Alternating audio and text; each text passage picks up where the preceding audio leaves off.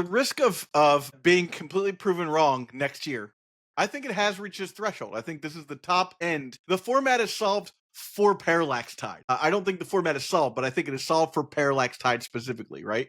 So I don't think Parallax Tide can get any stronger. But now it goes. I'm keeping up with the Joneses. Hey, I just want to give a quick shout out to all of our Patreon supporters out there. Thank you to the Dirtle Maniacs. If you want to be a Dirtle Maniac, go to patreon.com/eternaldurtles and help support the channel. It keeps things going. It keeps things updated. Thanks so much for watching. On with the show. So, Phil, I was thinking about this, and I think that Parallax Tide is the most powerful card in Premodern. I have reasons for this, obviously, and it's funny because like 5 years ago, someone was touching Parallax Tide that wasn't trying to play the Replenish deck, and the Replenish deck wasn't like a tier deck at the time. But now Parallax Tide, because we've sort of figured out the build and how to play Parallax Tide to basically sit there and make it so that your opponent has no resources in the game. You can have a handful of cards, but if you can't cast them, it doesn't matter. I think Parallax Tide is the most powerful card in the format, and I don't necessarily think that's a bad thing. I like the play patterns of Parallax Tide, but I also think that it's worth talking about. It's worth exploring. I think you mentioned 5 years ago nobody was playing Tide, but that's also because land tax was a really good counter to your lands getting blown up. You just find more. Yeah, but you can only if I remove 10 of your lands off of a pair of Parallax Tides, like a Parallax Tide, I bounce it, and then the next time I play Parallax Tide and I stifle it, like every Parallax Tide represents 10 lands, basically, like if you're playing with Chain of Vapor. So it feels to me like if you're the type of person that's gonna be getting all these lands, you'll eventually, and this is something I learned back in the day. Phil, one of the very first Magic decks I made, I've been playing since 4th edition. One of the very first Magic decks I made was Land Tax and Land's Edge together in a deck. Remind me what Land's Edge does. So Land's Edge is a world enchantment from Legends, but it was reprinted in Chronicles. Remind me what world enchantments are. World enchantments, you can only have one world enchantment in at a time, and it reads for both players. Wow. So it's an enchantment. It's an enchantment. But this reads for both players, right? Same thing with, like, I think, Concordant Crossroads is a world enchantment as well. Anyhow, so Land Tax, Land's Edge, right? So I played with, 20-something lands in my deck, and the idea was to get out Land's Edge, which was a 3-mana enchantment, and have Land Tax out, and then every turn I would just dome you for 6, right? And now, so it wasn't like Seismic Assault, it removed them from the game, but you quickly realize that you run out of lands pretty quickly if you're trying to land tax constantly and using it for some sort of value, and you're losing those lands and you're not like getting them permanently. So I quickly realized that like this deck wasn't good for a myriad of reasons. One of them was because there was no reliable way to get these cards into play. I think this was before it was after tutors were in standard, but before Enlightened Tutor was in. So Demonic Tutor was not in standard. I don't think it ever was. And then Enlightened Tutor had not been printed yet. So I don't know, maybe that's a new deck that we can put into Premodern. But I quickly learned that land tax, you'll run out of lands eventually. So you're saying, tell me if I'm hearing you correctly when talking about what the most powerful card in Premodern is. Are you saying that we should unban land tax? No, I don't think we should. I also think that it's important to mention there are arguments for and against banning Tide. This isn't what this episode's about. Like I play Tide. I think that it's a fine sideboard card in a lot of decks, and that's actually why it's a powerful deck, right? Because you can play it in a lot of different decks. You can play it in Replenish, of course, but then it's a secondary plan for Dreadnought. It's also its own plan. Like there's a deck that is just a Parallax Tide. That is the whole key of the deck. So I like that the card has a lot of game in that you can pivot it around to a bunch of different options, and not by itself. You need to combine it with some other cards, but alone, it supplements a lot of different plans. And I love playing mono blue, so a lot of the two of those plans are mono blue. Yeah, do you think that Tide has reached its threshold of dominance in the format so far? Or do you think it still has room to, continue to expand? Because it's in Replenish, it's in the sideboards of some Dreadnought decks, like you talked about. It is its own deck. There was a standstill variation that played Parallax Tide that top-aided Lobstercon. Like, It's in a bunch of different things because it itself, with any of the bounce or destroy effects that, make it so that you can do the trigger trick. Finding the right high-end cards for legacy, vintage, pre-modern, or old-school Magic can be challenging. That's where friends 3-for-1 trading come in. 3-for-1 Trading is one of Europe's top Magic the Gathering retailers with an incredible selection of premium singles, sealed product, and even full sets, all available with free, fast, and secure worldwide shipping. They add fresh inventory every Wednesday with weekly deals and discounts. So whether you're hunting for that elusive piece of power, a legacy staple, or something spicy for your collection, they've got you covered. First high-end orders over $500 or 500 euros, use the code EDFREE to get free worldwide shipping. Check them out now at the number 3, the number 4, the number 1.gg/ED. That link takes you right to the shop and helps support the channel. Huge thanks to 3-for-1 Trading for supporting the Legacy community. Now back to the show. Well, I think what you're asking me here is can we innovate on this card further, right? What I'm asking is, does it, like, the threshold of it being the most powerful card in your POV in the format, is it already your most powerful card and also has room to grow? Or is it, this is like its peak, and its peak is just powerful enough that it is the most powerful card and it is unlikely to have its mantle tapped?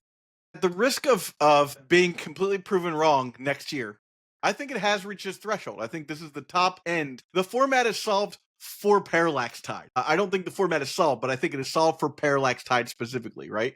So I don't think Parallax Tide can get any stronger. Now, I say all that to say this. If you're the type of person that loses to Parallax Tide, it can't get any worse for you, right? Like, this is it. Now all you have to do is find ways to solve your opponent playing Parallax Tide. Now, is that because the top decks all are Parallax Tide reachables? Like, they all dip into Parallax Tide either as a main plan or a board plan? Yeah, like the one unifying factor between certainly. Dreadnought and Replenish and the actual just Tide deck is just actually Parallax Tide. Yeah, I think the fact that this card is as flexible as it is, and it's able to be put into a bunch of different decks is one of the things that makes it powerful, right? You can put it into you're talking about that blue-white Landstill deck, right? You can put that in there, and it used to be that Landstill had a little bit of a problem with like your opponent going over the top after a while. Like you could stop somebody from playing the game early, and you could start to get in, and then you would try and close out the game pretty fast. But now with Tide, you can cut off that late game for your opponent. That I think a lot of control blue decks have a problem with is like once it gets into the late game, it's up to you to draw cards and stop things from happening. But you get to a point sometimes where the opponent has like this value plan that normally is mana intensive. Perfect example is like a Rexer deck, right? Like if that deck just gets to keep doing its thing over and over again, eventually it's going to outvalue you. But if you can cut them off of mana, that's where Tide sort of evens the edge there, and it becomes more powerful. Because honestly, if there was a 4-mana spell that said your opponent loses 5 lands, that's ridiculous, right? Like, and the funny thing is that wouldn't work in any other color, right? Like if there was a green card that said your opponent loses 5 lands and you have to discard a card from your hand, let's say, right? Yeah, I think the thing that's interesting is like the parallel to if they printed 4 mana exile 5 target lands for 2 blue, that would be crazy. But it is also interesting that the most powerful card does come into like a tricksy rules thing that is like clearly not the intent of the design. Yeah, it's definitely not the intent of the card. Like I can tell you from when I played like Replenish back in the day, I built my rating. I got to a 1970, I think, in during ELO. And it was like I was like I think 30 points off of being invited to the Pro Tour. I always say that was the closest I ever got to the Pro Tour. I think that was actually the closest I ever got to the Pro Tour. So I was like 30 points off being invited to the Pro Tour, and I jammed that deck constantly. That's how I know how to play against a Replenish deck too, is because I'm like, oh yeah, I've been in the position that people have put me in to where I could lose, and the only thing I have to do is like, oh, I just navigate this with waves and tides in play, right? So even back in the day when it was I have Opalescence, Parallax Wave, Parallax Tide, right? Nobody had because there wasn't the stack didn't exist in the same way, and there wasn't that weird rule that I call it the O-ring rule, where like if you have 3 O-rings, you can just keep the game going forever or something like that. No, the game is a draw because the game state cannot advance.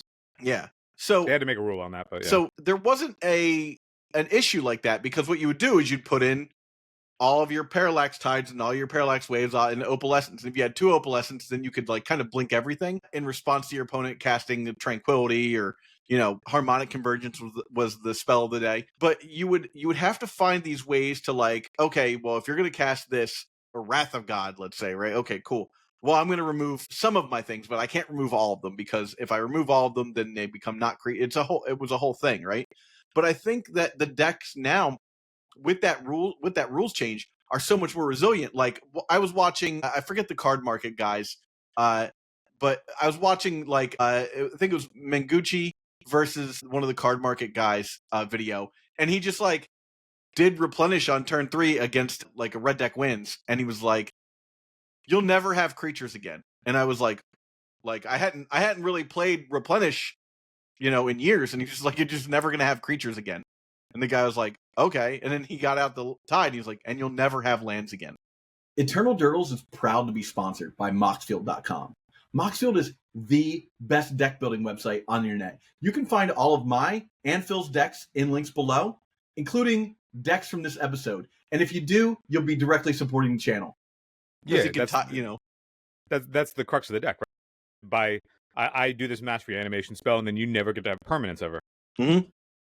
But also the double omniscience trick that you're talking about in response to a Wrath of God, if you have that, Opalescence, not omniscience. Sorry, yeah, opalescence. If you have double opalescence, you with the Parallax Tide, Parallax Wave, you can protect. Yeah, you blink out the opalescence, and only the like you could. Could you blink out both of them at the same time? I don't know. Well, if you put one trigger on the stack, and then in response to that, holding priority in response to that trigger, exile the other one.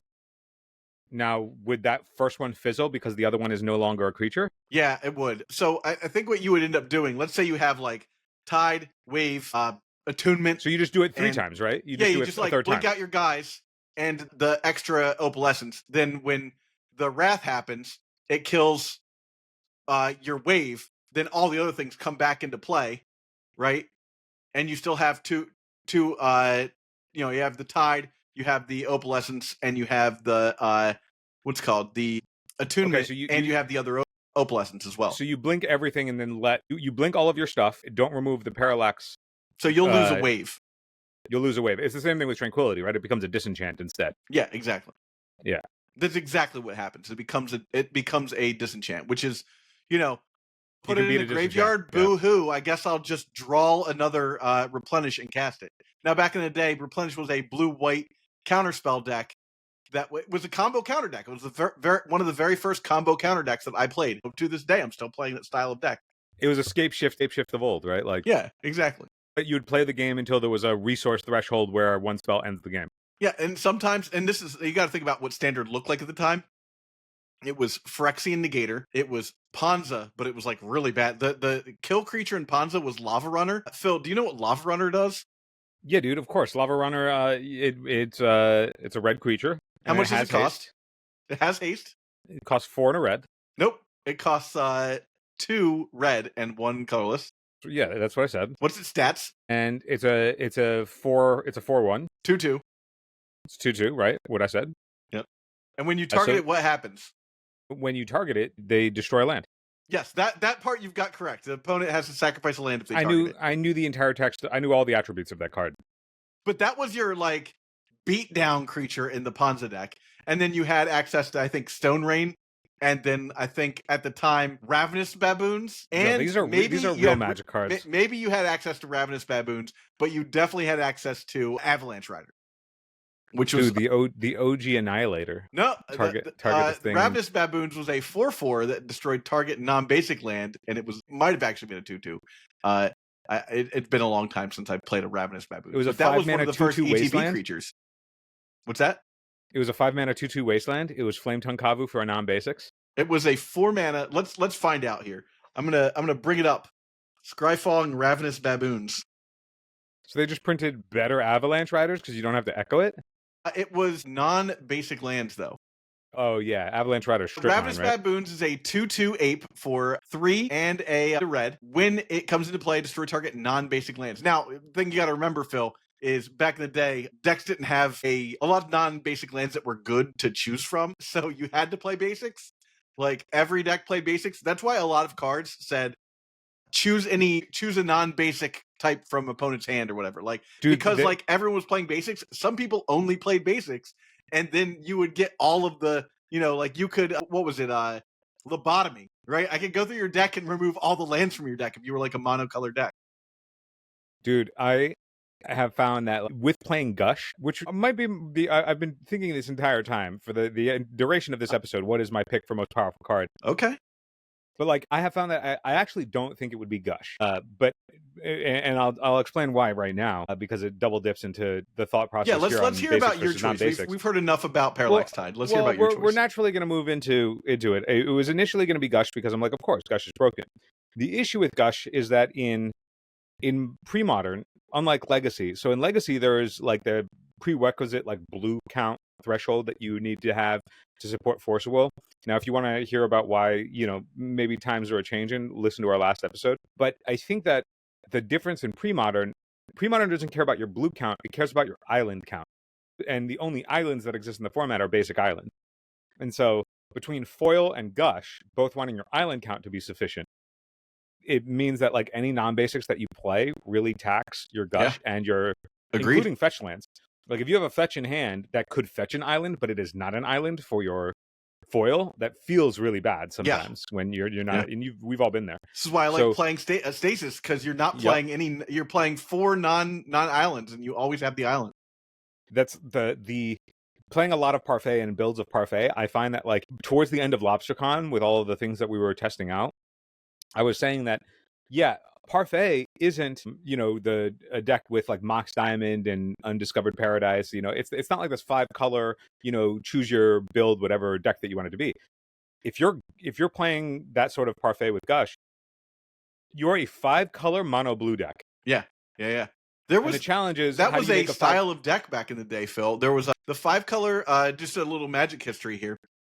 You had 3 different kinds of 5-color deck back in the day. You had 5-color aggro, which was like Fall Nasari, Birds of Paradise. The top end was Lorgoyf, and it was all ETB creatures. Like it played Cloud Chaser Eagle to get rid of enchantments. It played Necrotal, so that was the aggro deck, right?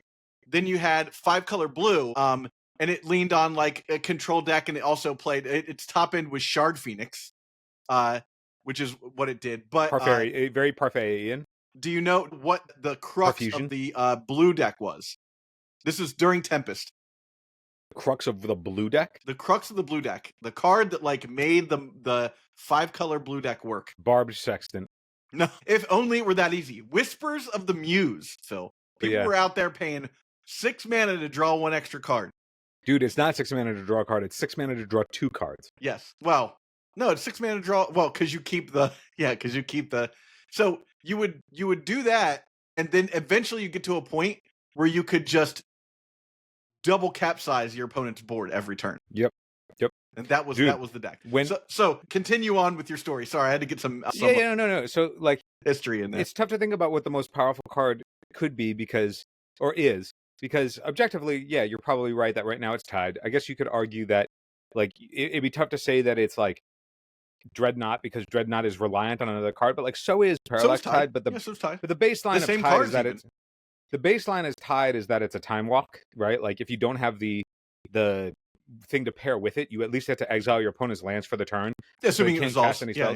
Yeah. So it's like, okay, at worst it's a 4-mana time walk, or like the floor is 4-mana time walk, which isn't too bad, right? Like 4-mana time walk is totally reasonable. Whereas the floor on Dreadnought is you just can't do anything with it. So it's like, maybe that's not enough. But I'm also like, us talking about all these buyback spells now, man. I've been like, you want to know the thing racking my brain for the last like week and a half? Forbid? You're trying to play Forbidian? Nah, dog. Energy Field. Nothing touches the graveyard, right? Energy Field. And what? Like your own planar void? Dude, I was like, okay, well, how do you control a board with Energy Field and not have anything touch the graveyard? Now, Planar Void doesn't work because Planar Void is a triggered ability, so it does touch the graveyard. It does touch the graveyard, okay. So it would cause the Energy Field to trigger. There's no rest in peace in the format. There's nothing that is a replacement effect, No. which is why Energy Field doesn't see any play, because where would you go with it? But I was thinking, like, okay, well, what, without the obvious, like, rest in peace combination of, like, okay, yeah, you just can't have your life total touched until these permanents are removed. How would you make that work? Like, it was printed into the format, and so at some point, somebody must have figured something out. Hey, if you enjoyed this episode, hit the subscribe button. It grows the legacy content ecosystem we all love by relaying to the platform that you are part of our passionate community. And to go even further, click the links for subscription or to support directly via Patreon to help us create more content for you. Patreon supporters get 4 exclusive extra episodes per month. If you're listening on an audio platform, head over to patreon.com/eternaldurdles. Thanks so much for your support. We'll see you in the next one. The thing I've been able to think about so far is you are the buyback deck. So you just play buyback spells, so you're casting spells that never actually touch the graveyard. So you can just ignore a swath of like creatures because they can't touch your life total, and then you're like, okay, yeah, I'll just make my land drops, and then I'll just capsize the thing that matters. It doesn't touch the graveyard because I bought it back, and so now I sit behind this energy field, and I'll just protect stuff to make sure I'll protect my things, and it's like, Phil, I can tell you farther than that, but like the combination between like, oh yeah, buyback never touches the graveyard and energy field, this seems really hot. I can tell you the decks that played Energy Field back in the day. Pray tell. This was the Phyrexian Processor, like Tinker Phyrexian Processor deck. So you played it on turn 2, and then you just let your red deck wins opponent like do whatever they wanted, but like you just didn't counter anything. You just put it all into play, right? Like, and then eventually you cast Evacuation or Sunder or something like that, and your opponent's just like, I got all this stuff in my hand. And you're like, yeah, it's fine. Like, you tapped out, so you've got a bunch of crap in your hand. You have no lands in play. Bro, dude, we were just talking, like, in our chat with our LobsterCon crew. We were talking about logistics. LobsterCon logistics. Shout out to LobsterCon logistics. We were just talking about Black Vice in a Stasis. Because there was the Spike Colony episode where it seemed like they weren't meaning to talk about Stasis, but ended up talking about Stasis. Mm-hmm. And of course, there's a bunch of Stasis bros between you and me in that chat. And so we were like, one of our buddies, Adam, was like, "What is Upheaval for?" Because I had mentioned that I've seen Upheaval as like a 1/1 split in these decks, and it's like, yeah, it just works with Black Vice. And so like then the debate of, okay, well, is Stasis a Stasis deck or is Stasis a Black Vice deck? Because like every card either is supporting the Stasis, finding the Stasis, or supporting the Black Vice. Like Upheaval doesn't work with Stasis, but it works with Black Vice. It's like, so which card are you looking to actually maximize, and which one matters? And I also just got a set of altered Black Vices, and so we're deep in the hole. And you were like, well, I need to use these upheavals. They're illegal in every other format. Oh, but you know what I did not think of? We did not think of, what if instead of Stasis locking down the board so you can get to an upheaval Black Vice, what if you played Energy Field Upheaval and did the exact play pattern that you're talking about? I'll sit behind this energy field. I won't take any game actions other than making land drops. You can do whatever you want. And then at a certain point, I just go Upheaval, Black Vice, dome you. What do you have, a spell book in play so that you don't discard anything? You're discarding. You're hitting a land drop every turn the same way that you do with Stasis. Have you played Upheaval before? Have you ever cast an Upheaval for 6 mana when 6 lands come back to your hand and you have nothing in hand? Get out of here. No, because at that point you've won the game. The whole point is that you're putting a Black Vice with an Upheaval into play. And then they have a full grip. They get domed for their half of their life total off the first go, and then they have to discard the hand size. But then they're getting checked every turn after that. So let's get out of Magical Christmas and then you Land stop for the a energy second, field to Phil. play on turn 2. You just go to your second island or your repeat turn 2. You play your second island or whatever, and then you play energy field again, and then they suck again. Now I will contend that Zach, Upheaval with an energy field already in play. No, is Zach, something. This is hot. I'm not letting you deny. Everybody get in the comments. How hot is this plan with energy field? Okay, now that I've gotten that out of my system. Okay, now Zach, you can tell me why it won't work. I don't even want to tell you why it won't work. Zach, but I gotta know, because otherwise I'm gonna lose so many tickets in our account. I'll tell you why energy field. The only play pattern in that deck that could work is you play the energy field on turn 2, right? Yeah, and then they can't survive to turn 6 somehow without putting anything in the graveyard. It would need to be turn 7 because you need to be able to play your land again.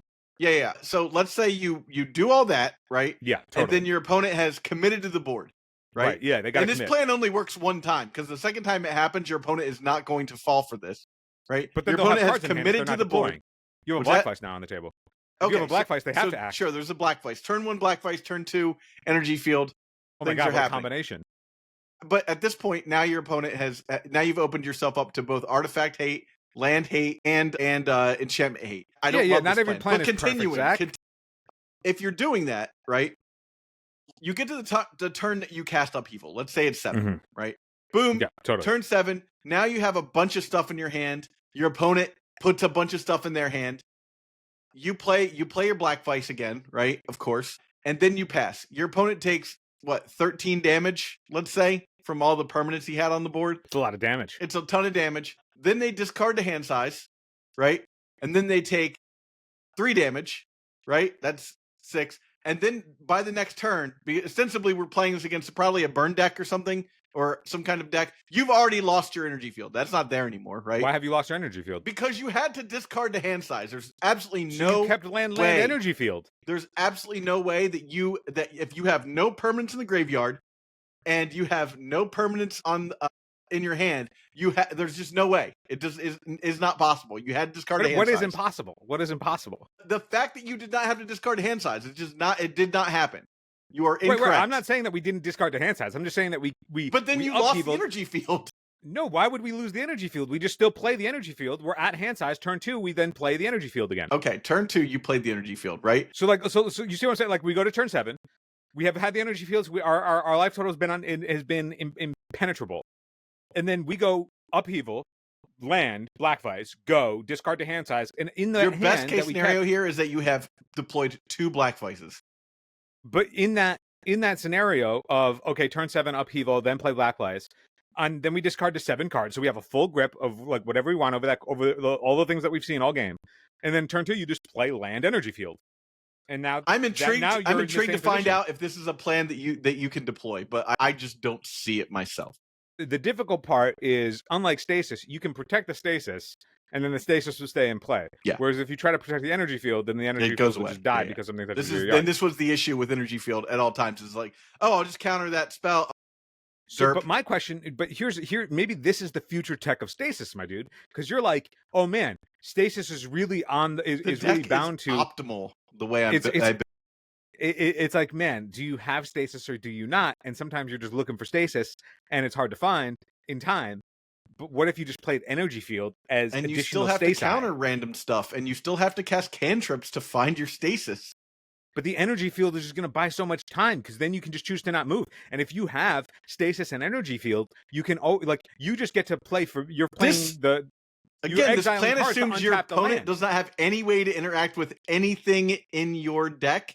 You're playing on the stasis. board or in your hand. How would they ever interact? Like, if your opponent just goes duress you, and you this is how every single energy field situation ended, because they both came out in the same set.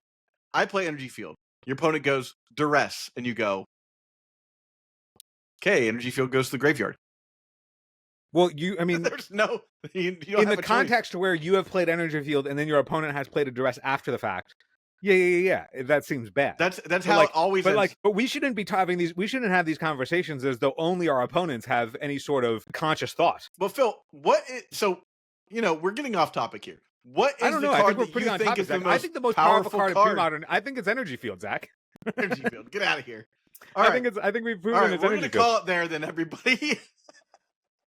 Yeah. Well, what do you think? Is Parallax Tide the most powerful card in the Premodern format? Should we unban land tax as a way to if we unban land tax, we can combat the Parallax Tide shenanigans.